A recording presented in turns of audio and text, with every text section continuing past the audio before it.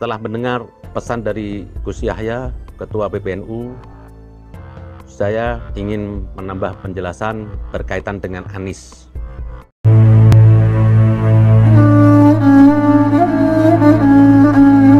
Abdurrahman Baswedan adalah pahlawan nasional asal Surabaya, Jawa Timur. Semasa hidupnya, ia dikenal sebagai seorang nasionalis, jurnalis, pejuang kemerdekaan Indonesia, diplomat, mubalik, dan sastrawan Indonesia. Ia pernah menjabat sebagai anggota dari Badan Penyelidikan Usaha dan Persiapan Kemerdekaan Indonesia atau BPUPKI. Ia adalah kakek dari Gubernur DKI Jakarta Anies Baswedan. Dan Arab non-Quraisy itu yang di sini seperti non-Habib, itu kubunya Anies.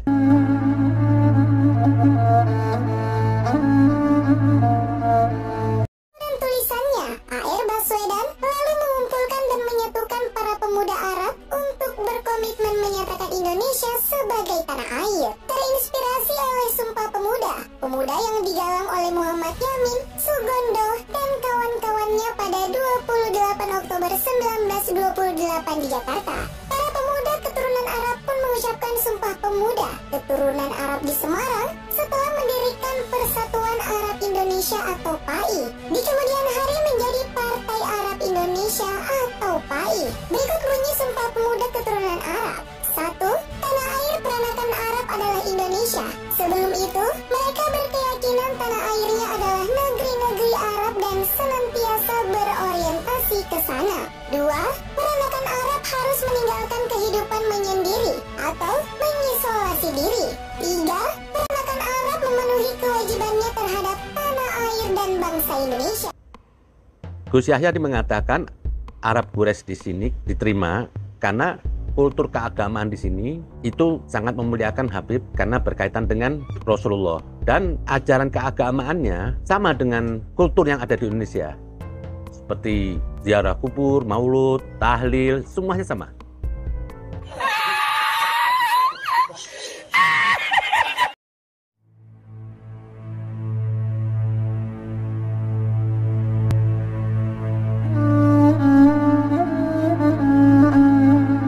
Arab non-Quraisy ini, yang kubunya Anies ini, itu mengharamkan maulud, tahlil, sholawatan. Itu malah mereka anggap apa? Itu bid'ah.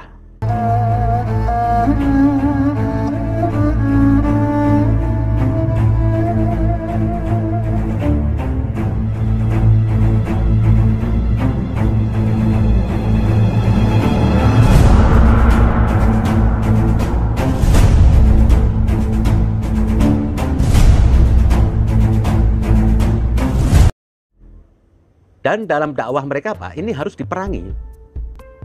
Sampai mereka juga menyimpulkan apa? Itu boleh dibunuh.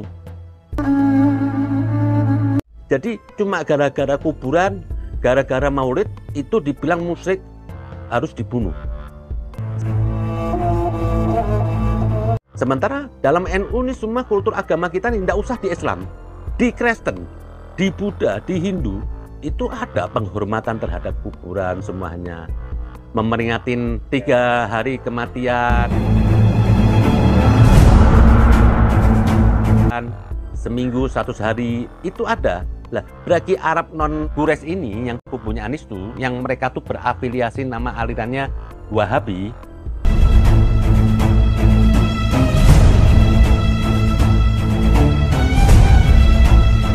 itu dianggap musyrik dan bahkan dianggap seperti orang kafir, boleh diperangi. Nah, di sini saya lihat Anies ini sebetulnya apa? Secara suku dan agama itu minoritas dia.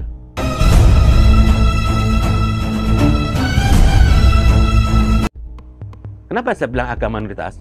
Karena tadi aliran Wahabi itu.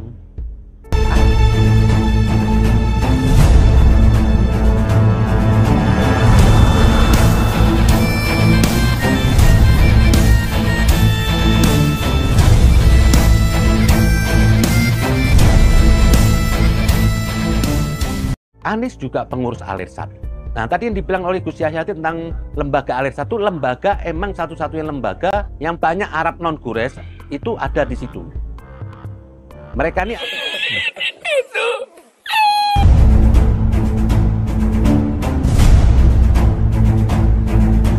Ini aliran Wahabi, mereka menolak semua kegiatan yang ada di NU.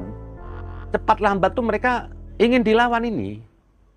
Yang kemarin kita pernah dengar ada membangun masjid Wahabi di Madura. Di Madura basisnya NU yang karakter Islamnya juga keras, menjaga kultur seperti Maulud ini, mereka berani membangun masjid menyerang. Nah itu gerakan mereka tuh terus akan mengancam orang lain, karena dalam Wahabi itu selain aliran mereka itu dihalalkan darahnya. Nggak usah non-muslim, sesama muslim itu juga dihalalkan darahnya. Mereka akan bantai. Nah, Arab Quraisy ini dengan Arab non-Quraisy ini, Habib dan non-Habib ini, emang dari dulu bermusuhan, sulit bersatu. Saya mau bicara apa adanya. Saya mau di sini berbicara konteks keagamaan aja. Saya juga banyak teman non-Habib, Arab non-Habib itu banyak. Ya saya berhubungan berteman nggak ada masalah. Tapi dalam hal akidah itu mereka tetap mengancam kita.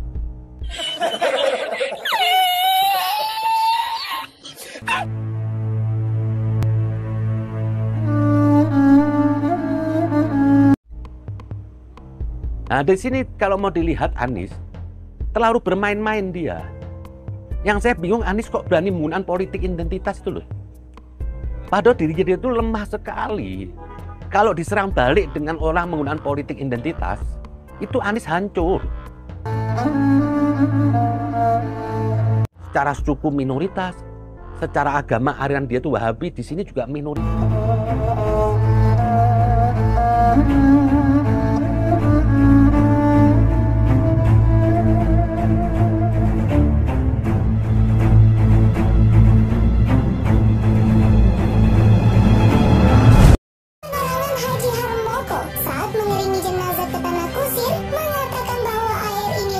Indonesia dari orang Indonesia sendiri. Kementerian Penerangan sehari kemudian mengadakan upacara dan apel besar untuk menghormati dan mengingat jasa-jasanya. Berdasarkan keterangan Anies Baswedan, usulan pemberian gelar terhadap Air Baswedan sudah diajukan sejak 2010 bersama 8 nama lainnya oleh Yayasan Nasional Building yang dipimpin oleh Edi Lembong. Namun pada 2012, Presiden Susilo Bambang Yudhoyono memutuskan hanya 2 yang akan diberi gelar pahlawan nasional, yaitu Soekarno dan Muhammad Hatta. Pada 2015, usulan pemberian gelar pahlawan nasional pada Air Baswedan diproses kembali oleh Kementerian Sosial, dan pada akhirnya Air Baswedan pun memperoleh gelar pahlawan nasional pada 8 November 2018. Diputuskan Presiden Insinyur Joko Widodo dengan nomor SK